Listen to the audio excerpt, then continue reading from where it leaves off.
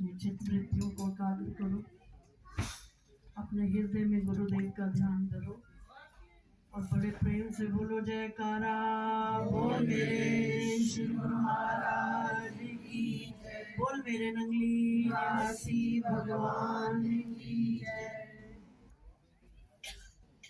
मेरे गुरुदेव की प्यारी संगत, यहाँ विराजे सब संतों के चरणों में मेरा प्रणाम।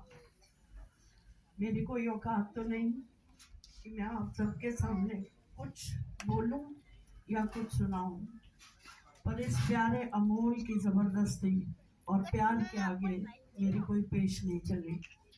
तो अब मालिक की मौज, जो कहलवाएंगे वो कह दूंगी, जो लिखवाया वो लिख दिया।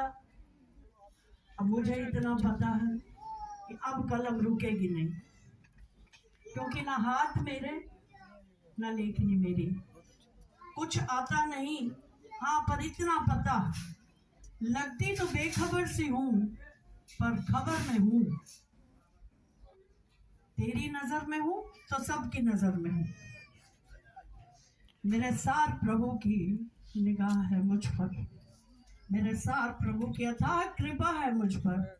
उन कृपाओं को इस तुच्छ जुबान से सुनाना, उसका बयान करना संभव नहीं, मुझ में सामर्थ्य नहीं। मेरा पूरा जीवन उनका प्रसाद बन गया। जीवन में जैसे बहार आ गई है, केवल एक दिन की बसंत नहीं है, सद बसंत है मेरा जीवन। साल में एक दिन की बसंत को क्या करना, हर समय उत्सव हो, हर समय मन की सरसों खिली रहे, वही है असली बसंत, असली सतगुरु का अवतरण जो हृदय के आंगन में हो जाता। मेरे सार प्रभु ने जितना चाहा था उससे भी ज्यादा दिया है मुझे, ये सच है, पर कहते हुए डर लगता है। शुक्रिया धन्यवाद करने के अलावा मेरे पास कुछ नहीं। मेरे पास, मैं अपने भाव अपने गुरु को इन्हीं शब्दों से अर्पण करती हूँ कि मेरे अव्यवस्थित जीवन को सुंदर दिशा देने के लिए धन्यवाद। बेहोशी में जी रही थी, होश में जीना सिखाने के लिए धन्यवाद। मुझ में असीम समाया, ये सूचित करने के लिए धन्यवाद।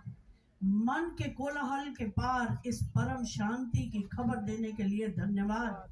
मेरी खाली पात्र को अपने प्रेम और करुणा से भरने के लिए धन्यवाद। मेरे साथ प्रभु आपको अर्पण कर सकूं ऐसा कुछ नहीं मेरे पास, सिवाय धन्यवाद धन्यवाद धन्यवाद। बोल मेरे श्री गुरु करोड़ों धन्यवाद। अपने दिल की गहराइयों से अपने साथ प्रभु को धन्यवाद करती हूँ, जिसने मुझे अपनी नौकरी दी हुई है। मुझे अपना जीवन ही धन्य लगता है। मैं हर रोम रोम से, हर श्वास श्वास से उनकी शुक्रगुजार हूँ। जो जिंदगी मुझे मेरे साथ प्रभु की बदौलत मिली, ये शब्दों का, चर्चा का, बातों का विषय नहीं, ये अनुभव करने का है। ये जीवन में एक ऐसा नशा है जो पिए वही जाने। ऐसी दशा है कि कभी कभी सोचती हूँ, तेरी मोहब्बत में सदगुरु एक बात सीखी है, तेरी मोहब्बत के बिना सारी दुनिया फीकी है। तेरा दर ढूंढते ही जिंदगी की शान हो गई, और जब तेरा दर देखा तो जिंदगी तेरे नाम हो गई। ऐसी दशा है कि उतरता नहीं उस लम्हे का नशा, जिसमें कभी तुमने, कभी हमने तुमसे प्यार किया था। अपने साथ प्रभु की नजर जो हमने बचपन में देखी, जब मैं 12-13 साल की थी, वो अभी तक नशा दे रही है। इसलिए तो अजब खुमारी है। ये वो खुमारी है जो शाम को पी, वो नहीं शाम को पी सुबह उतर गई, ये तो चढ़ी रहे दिन रैन। ऐसी हालत है कि कभी कभी सोचती हूँ, करम है, रहम है, निगाह है निगाहबान की, कि अपने ख्यालों से बाहर मुझको जाने ही नहीं देते। हर समय एक ही नशा चढ़ा रहता है, कुछ और सूझता ही नहीं। दिल के आंगन में मौसमी बसंत नहीं है, बसंती बहार है।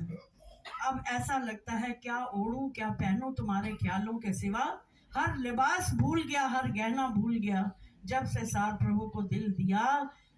शादी तो किसी भी तरह से हो गई, उसकी तो कोई खास वजह थी, पर किसी शादी, पार्टी, होटल, किटी, कहीं पे भी मन ना लगा।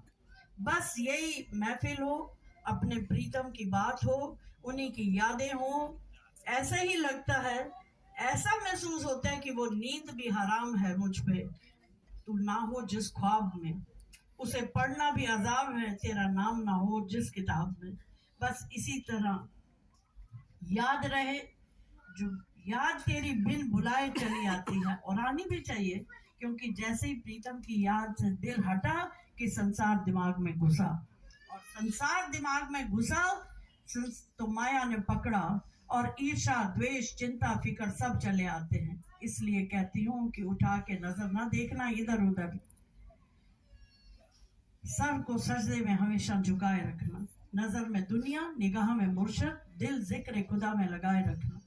हर समय ये प्रार्थना करती हूँ कि तेरे बगैर ए यार मेरी जिंदगी ना हो, एक पल भी ना बीते, हर श्वास में ऐसे समा जाओ जैसे मछली पानी के बिना तड़प के मर जाती है, ऐसे ये श्वास अगर आपकी याद बिना निकले तो तड़प जाए। आका जीवा बिसरे मर जाऊं। मुझे आज बातें कुछ और करनी थी, पर मैं ये क्यों करने बैठ गई? क्यों? यही तो इश्क है, यही तो पागलपन है। इश्क पागल ही तो बनाता है।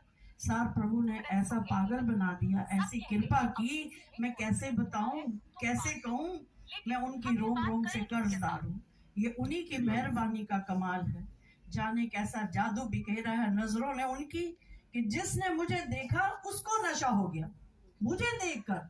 उनकी करामात का करिश्मा तो देखिए कि एक भिखारी बादशाह हो गया। जब मुझे लोग इतना प्यार इज्जत मान देते हैं तो मैं लोगों को कहती हूँ, तुम्हें मोहब्बत हो गई है मुझसे, तुम एक नजर मेरा महबूब मेरा यार देख लेते तो क्या होता। मैं कहती हूँ, मुझे गुरु माँ कहकर शर्मिंदा ना करो, कभी मेजबान थी मैं, आज दरबान हो गई। ये है सदगुरु की नजर का कमाल, उनके सच स्पर्श का करिश्मा। मैं अब आप सबसे पूछती हूँ कि कितना स्पर्श लिया तुमने सार प्रभु का, श्री गुरशरणानंद जी का, श्री स्वामी जी का, कितना प्रवचन सुना, कितना साथ रहे, सब अपना अवलोकन करो आज बैठ के। हमने जीवन में क्या बनाया और हम कहाँ पहुंचे, हम कर क्या रहे हैं। अब असली मुद्दे पर आते। मैं जो कृपा की बात कर रही हूँ, ये कृपा सब पर है, पर जो समझे वो है अधिकारी, जो ना समझे वो नाकारी। पर समझेगा कौन? आज सत्संग करना या बसंत मना लेना तो बहाना है, असली मकसद तो तुझे रिझाना। क्या करें जो हमारा मालिक हमसे रीझ जाए, क्या करें? इतना ही आसान नहीं है जितना तुमने समझ रखा। खरीदा जा नहीं सकता मालो जर से हरगिज, उसे रिझाने के लिए सर खिदमत में लगाना होगा। याद है इतना, इसके सिवा मुझे कुछ याद नहीं, कि जो पढ़ाया नहीं वो सबक सुनाना पड़ता। झूठी है हर बात लेकिन हो नहीं सकती ये झूठी, कि जल जल कर चाहत में खुद को मिटाना पड़ता है। दर्द के देने वाले से भी दर्द छुपाना पड़ता है। जायज राहे वफा में शिकायत नहीं, कोई फरियाद नहीं, दर्द के देने वाले से भी दर्द छुपाया। जो पास है लुटाना पड़ता है, मांग के खाना पड़ता है। क्या हालत थी सार प्रभु ने, मांगा था कि नहीं? जो पास है लुटाना पड़ता है, मांग के खाना पड़ता है, उसके शहर में जाकर दर दर पे अलग जगाना पड़ता है। दिल की प्यास बुझाने को क्या क्या करना पड़ता है, 100 इल्जाम लेकर सर अपने दरे यार के जाना पड़ता है। तो बात ये है, जो सच्चा आशिक है वो हर आंच से गुजरकर अपने प्रियतम को रिझा लेता है। सच्ची आशिकी तो संसार की भी हो तो प्राणों की बाजी लगा देती है, अंधा कर देती है। तुलसीदास तो अपनी पत्नी के प्रेम के दीवाने थे, आधी रात को नदी पार करके सांप को रस्सी समझकर चढ़ गए। ये संसारी दीवानगी थी। लड़की लड़के को मन पसंद प्रेमी ना मिले तो आत्महत्या कर लेता है, कहते हैं उसे ही पाना है और नहीं तो मरना है। और गुरु के दीवानों की तो गाथाएं भरी पड़ी हैं। हम अपने को आज आन के कि हम किस श्रेणी में आते हैं। न हम ज्ञानी, न ध्यानी, न जप, न तप, न त्याग, न प्रेम, जो मन में आया किए जा रहे हैं। तो हम किसको धोखा दे रहे हैं? सिर्फ अपने आप को, अपना ही समय नष्ट कर रहे हैं और कुछ नहीं। मैं बताऊं, मजाक जिंदगी में हो तो कोई बात नहीं, पर मजाक जिंदगी से हो तो बहुत गलत है। हम अपने ही जीवन से खेल कर रहे हैं। खेल नहीं है इश्क में जीना, मीठे बगैर ना आए रास। अगर श्री गुरु महाराज जी से प्रीत लगाई है तो आधी अधूरी नहीं चलेगी, पूरा मर मिटना होगा। वो तो पूर्ण शरणागति चाहते हैं। दिल की तड़प ना जागी तो यहाँ आकर खूब सुंदर कपड़े पहनकर सज धज कर आए, खाया पिया, मनोरंजन किया, गाया बजाया, नाचे कूदे और अपने घरों को चल दिए। तो सोचो आपने क्या पाया और क्या बनाया और क्या गवाया। उस प्यारे प्रीतम को तो एक ही शर्त है उसकी। क्या शर्त है? कि मुझे देखकर तू ना देख कहीं और। तेरा ये शौक कि मैं सबको सलाम करता फिर। हम सब से यारी रखना चाहते हैं, सबको रिझाना चाहते हैं। मैं कहती हूँ उस एक यार को रिझा लो तो कोई और रिझे या ना रिझे कोई परवाह नहीं। आज सब गहराई से सोचना, अमोल ने तो तन भी मन भी धन भी लगा दिया, अपने पूरे भाव उड़ेल कर श्री गुरु महाराज जी का श्रृंगार किया, सुंदर वस्त्र पहनाए, घर सजाया, बच्चों की खुशी के लिए, उनको रिझाने के लिए बाहर झूले लगवा दिए और जाने क्या क्या किया। जो जो कुछ मालिक ने उसको भाव दिए उसने पूरे उड़ेल कर रख दिए। हर तरह से सेवा में मन लगाया। पर हमें आज अपना परीक्षण करना है कि हमने आकर क्या सीखा।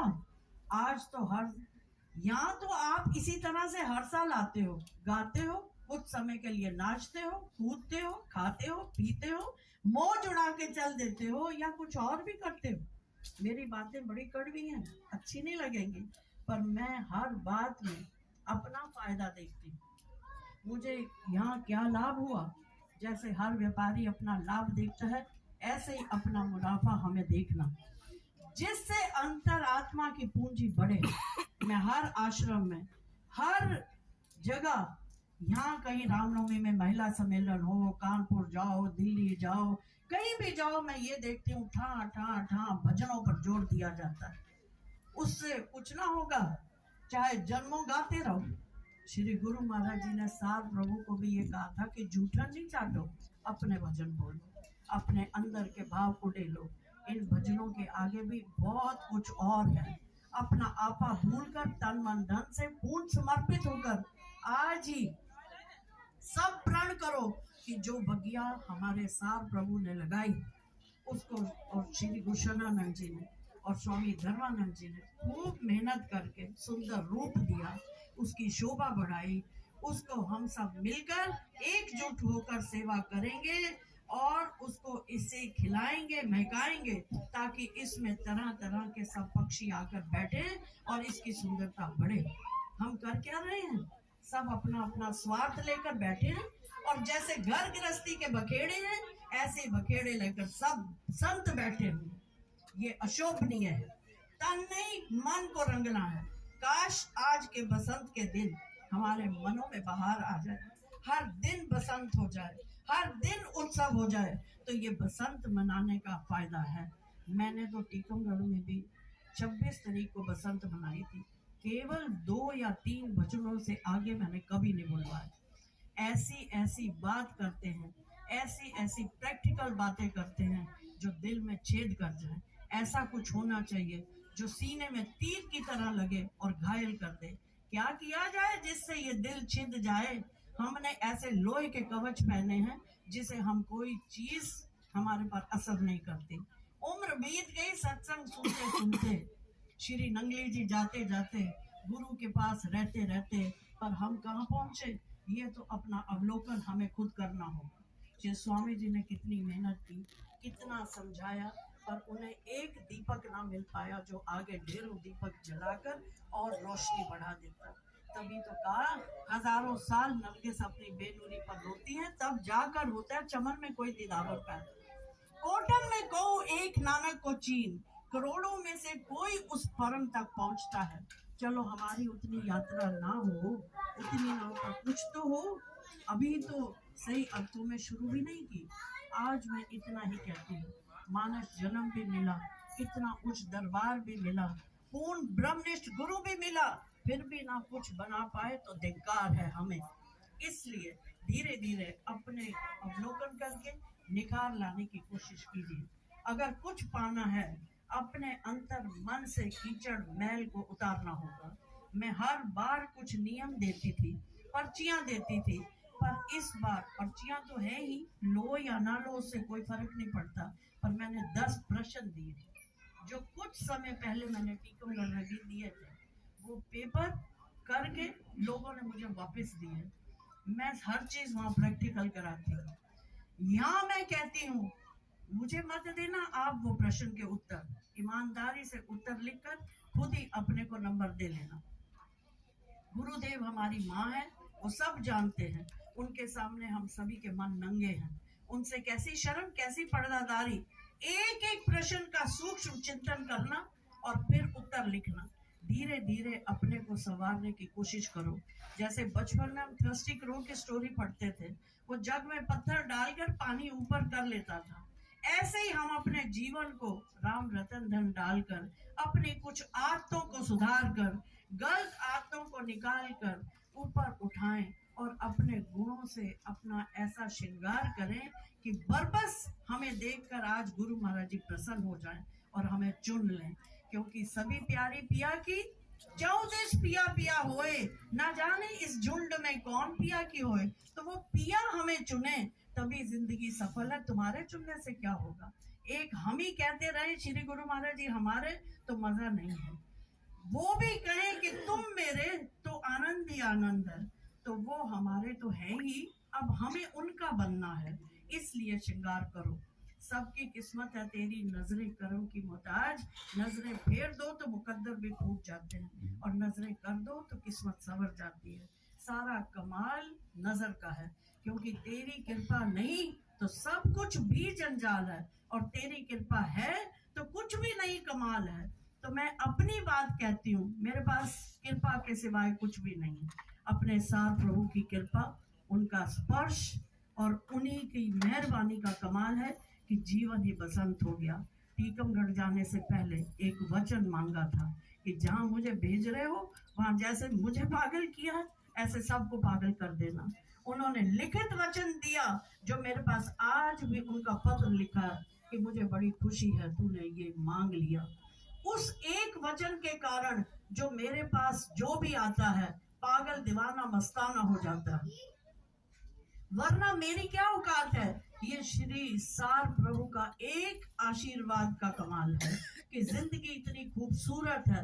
अब एक आज गुरु महाराज जी से फिर एक प्रार्थना में हाथ जोड़कर अपने हृदय की गहराई से प्रार्थना करती हूँ कि आज जितने बच्चे आपके यहाँ जन्मदिन मनाने आए हैं, सबकी झोली अपनी रहमतों से भरो, अपनी कृपा के आंचल से ढक लो।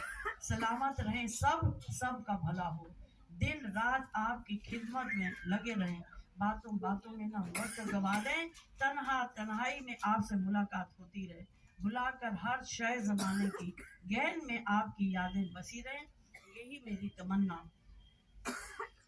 अब इतना मेरे को कहना है कि जन्म दर जन्म चलती हुई ये लंबी यात्रा, और इस यात्रा का एक पड़ाव है मानस जीवन।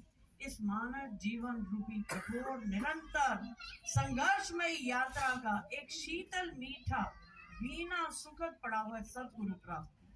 प्रिय गुरुदेव से मिला जो हर दिन उत्सव और मंगलदायी है, परंतु ये भी कटु सत्य है, उस परमानंद की प्राप्ति कहाँ।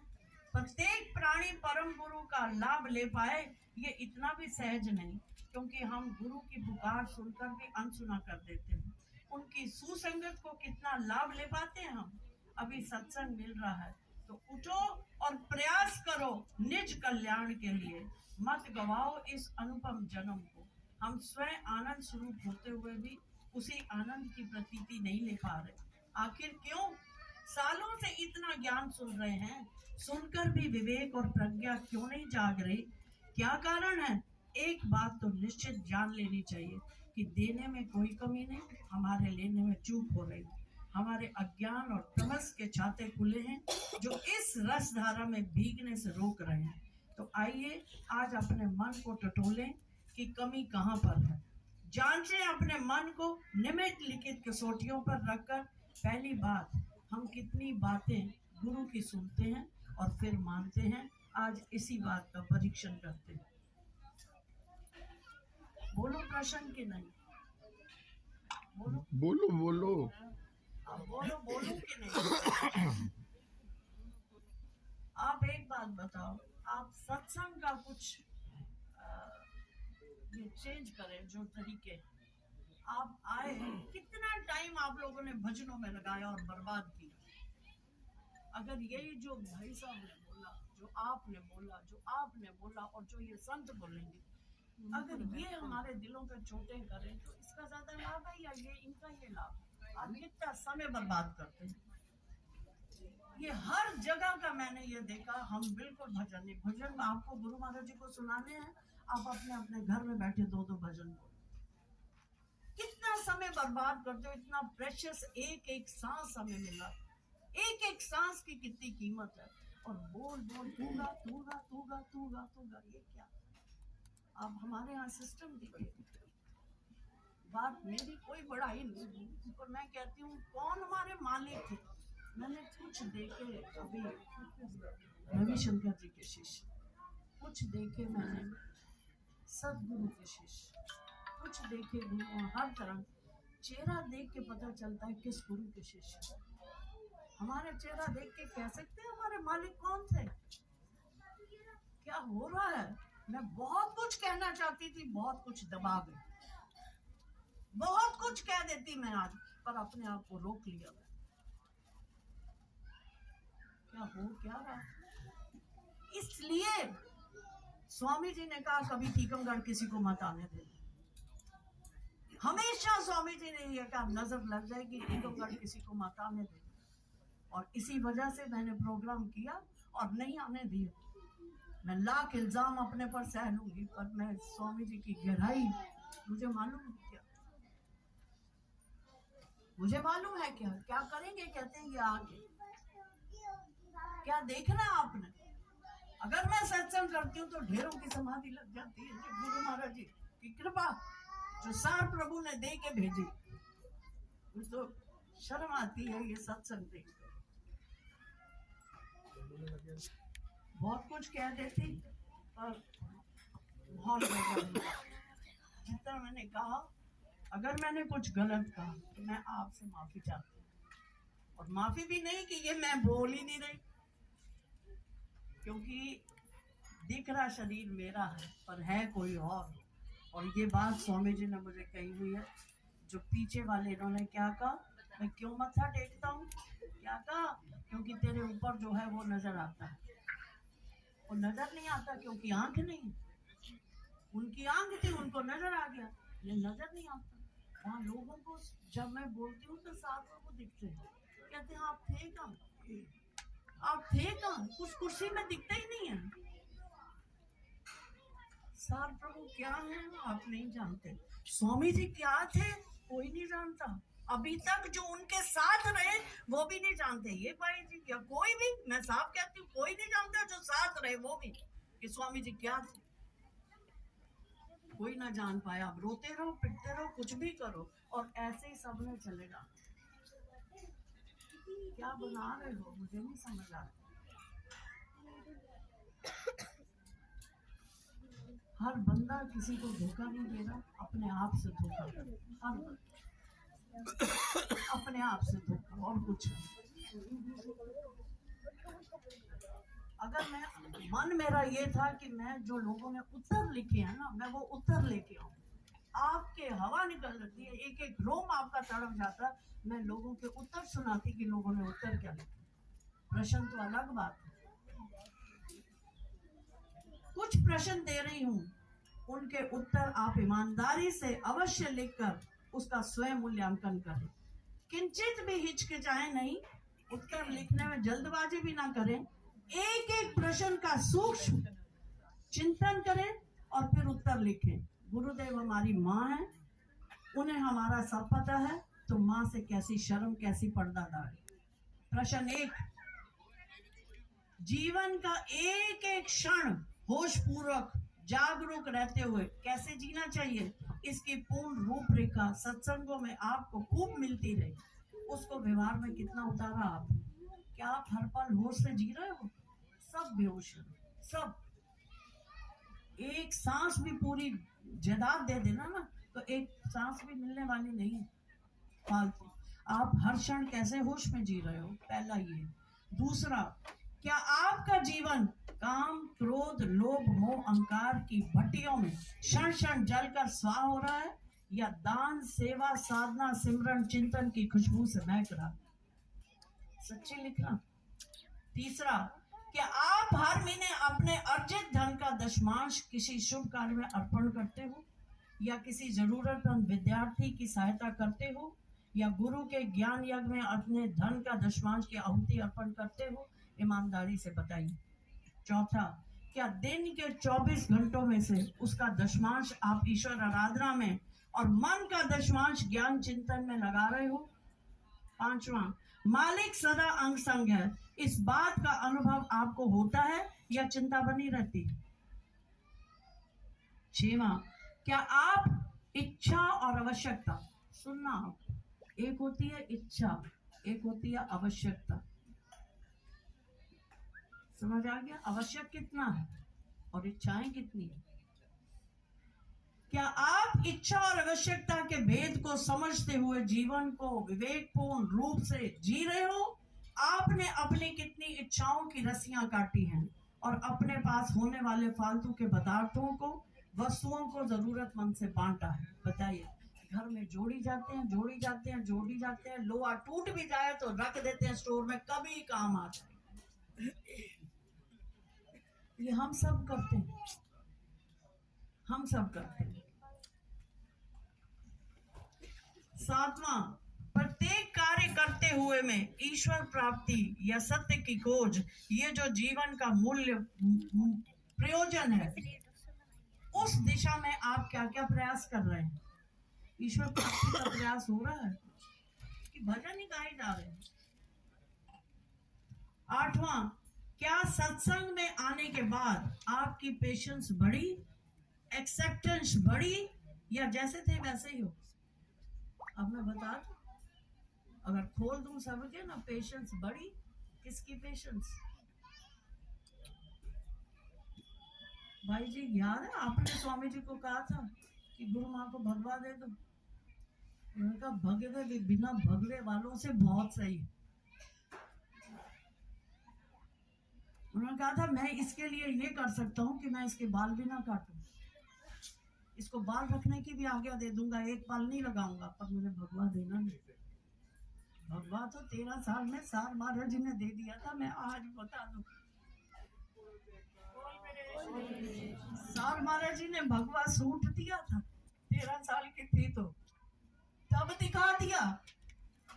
अब पूरी बातें बताने के लिए मालिक ने बहुत इशारे दिए। आठवां, क्या सत्संग में आने के बाद आपकी पेशेंस बढ़ी, एक्सेप्टेंस बढ़ी, या जैसे थे वैसे रहे? नौवां, सत्संग से जुड़ने के बाद खुद में कोई बदलाव महसूस होता है या नहीं होता? 10वां, किसी से विवाद या झगड़ा हो जाने पर बदला लेने की इच्छा होती है, या ये लगता है कोई बात नहीं, मुझे कहाँ लगा, मेरा क्या हुआ, मुझे कहाँ लगा? 11वां, परिस्थितियों से विचलित तो नहीं होते? मन का रिमोट कंट्रोल आपके हाथ में है या दूसरों के? किसी ने कुछ कहा तो दुखी हो गए, प्रशंसा की तो सुखी हो गए। गहराई से सोचना, रिमोट किसको दिया हुआ? अपना अवलोकन आप करते हैं या नहीं करते? ये सत्संग में आए हो और गए, केवल आए और गए, सभी प्रश्नों के सही उत्तर सोचो और लिखो। इसी बहाने आप अपने मन का विश्लेषण कर पाएंगे कि इतना सत्संग सुनकर भी इस ज्ञान की रोशनी से जीवन अलौकिक क्यों नहीं हो रहा, क्यों अपने भीतर आत्मज्ञान का दिया नहीं जल रहा? कमी कहाँ और क्यों? कहाँ है कमी? अब पर्चा ले जाना, मुझे तुम्हारे उत्तर नहीं चाहिए। आप अपने उत्तर खुद लिख के, ईमानदारी से लिख के देखना कि इनको कहाँ तक तुम कर रहे हो और कर क्या रहे हो। कितने साल, बहुत गई, थोड़ी बची, कितनी रह गई बाकी? अब फिर गधे घोड़े कुत्ते बन के आएंगे कि क्या बनेंगे? जो हरकतें सब की।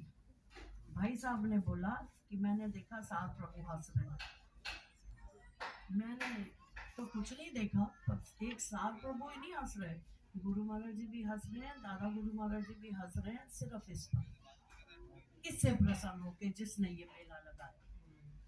मुझे याद है कि एक इसके लिए तारीफ नहीं है, इसकी भी कोई बड़प्पन नहीं है। वो चाहे तो आज ले ले वापस, जरा अहंकार करे तो सही, शुक्र करे नाक से लकीरें निकाले, नाक से लकीरें निकाले कि तूने मुझे चुना, तूने चुना। इसका कोई वो नहीं है, बोल जयकारा बोल तूने चुना, बहुत बड़ी बात है। इतना सा भी अहंकार किया ना तो सब गया। ये मालिक की बड़ी रहमत है, जिसको ये सेवा दे दे। मुझे भूलता नहीं है, जब पहली यहाँ पे मनाई थी बसंत, तो मैंने ये कहा था कि 5 जने ऐसा करना कि गुरु महाराज जी का जन्मदिन अपने अपने घर मनाना। किसी को भी याद हो तो बताना। मैंने कहा था कि नहीं, तुझे याद है? आप मैंने पहली बसंत में कहा था 5 जने, जरूरी नहीं कि इतनी शोशा से मनाओ, सिर्फ मेरे गुरु का जन्मदिन है, बसंत है, मैं भी मना रहा हूँ। आना। अपने बच्चों की मनाते हो कि नहीं मनाते? सब मजे से आ जाते हैं, और आते हैं तो कभी कभी ये रीस करो कि मैं भी मनाऊं, मैं भी बुलाऊं। क्योंकि हमेशा महाराज जी कहते थे कि सतगुरु 19 संगत 20। जो संगत को घर बुलाता है वो अपने भला करता है।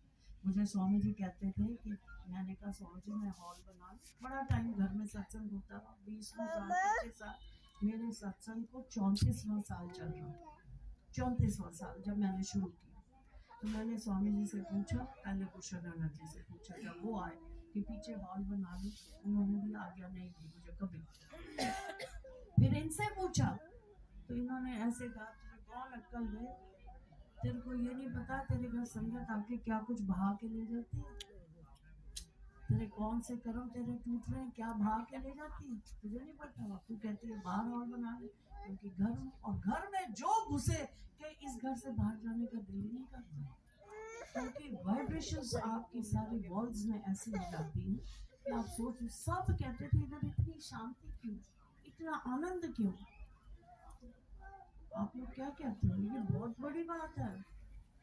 एक एक फूल जो लगाया है गुरु महाराज जी के नाम का, एक एक चीज जो उनके नाम की है, आपको पता है वो क्या दे रही है? जो मालिक का श्रृंगार करता है, मालिक उससे चौगुना हमारा श्रृंगार करता है, उससे चौगुना हमारा श्रृंगार करता है। ये उनका श्रृंगार नहीं अपना, वो तो वैसे ही अगर श्रृंगार उतार दो तो वो और सुंदर लगेंगे, इसलिए तो श्रृंगार करते हैं कि दिखे ही ना।